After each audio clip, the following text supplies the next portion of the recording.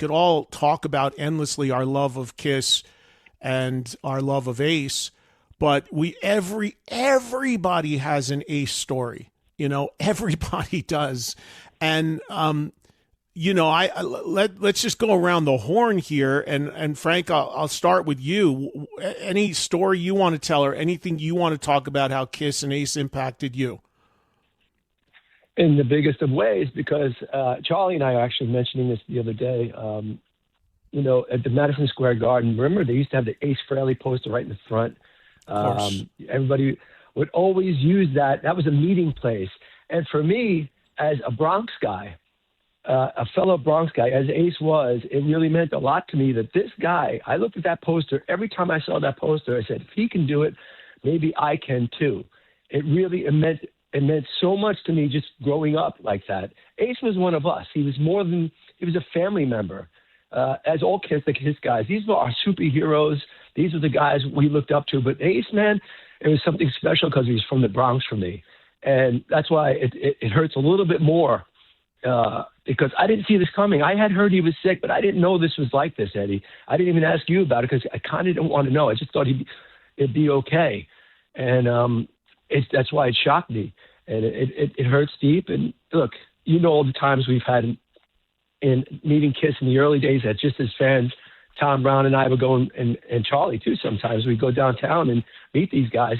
I remember one of my favorite times ever, because I was laughing so hard, Tom, they were recording at the record plant in New York City, and Tommy and I, of course, were harassing. We wanted more autographs from Ace, and Ace had to get in the studio. I was there. You were there, Charlie. Sorry. Yeah, so you were there. He left his car in neutral, and the car started to roll down the street. These were good times. Charlie, was that the day that Ace had John Hart throw us off the block? He threw us off the street because we were in the way, and John Hart, the security guy, threw us off. He goes, "You guys get off the street. This is a Manhattan street." And I was laughing because I thought it was so great that we were actually thrown off because we were just doing this whole thing with Ace. But it was one of my favorite times. The crazy thing about that story is, like, Ace pulled up and he just pulled on the sidewalk and got out of the car and left his car in neutral. And then he gets out of the car and the car starts rolling down the street. And we're like, Ace, the car's rolling. And he jumped in and put it in park. And that's a crazy Ace story. That was like one of the first times seeing him like without makeup. And this was back in like the Unmasked. Yeah, they were doing Unmasked. Unmasked, you're right.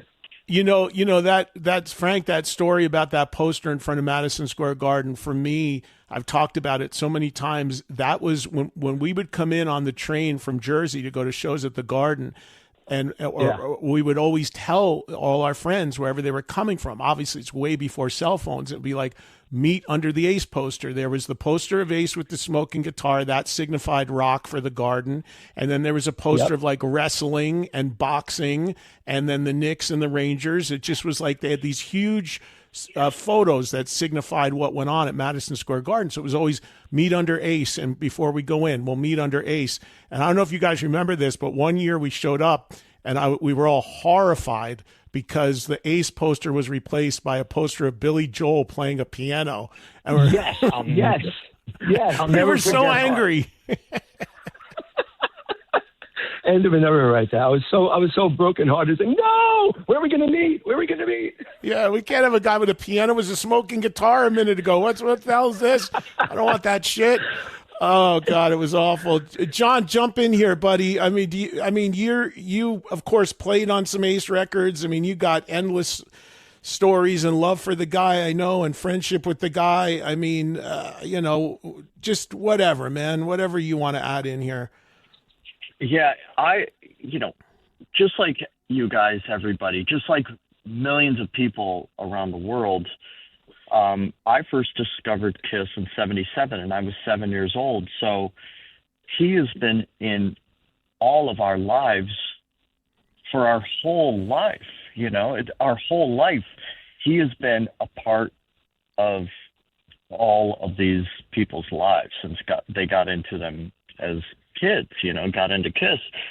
And because I became very close with Ace, I would talk to him just all the time on the phone. We hung out, we went to the movies, went to pawn shops, we did everything. And it was such a magical time. And he had just such a kind heart, and he was a kind soul. He really was. He was just such a good person and caring person. And just thinking back, you know, everybody's very sad, but then you think back of all the fun stories and all the funny stories. But one of the very last times I talked to him was not, it was right before his first fall. And we were talking, and what he said, he was so happy. He was so excited about the Kennedy Center honors. Kiss getting in a Kennedy Center is friggin' cool as hell. And for me, I was super excited, and I'm sure all of you guys too, at the thought that we would see the original four all in the same room together, standing shoulder to shoulder again. I mean, and tragically now we're not going to have that. But yeah, that was something I know he was super, super excited about.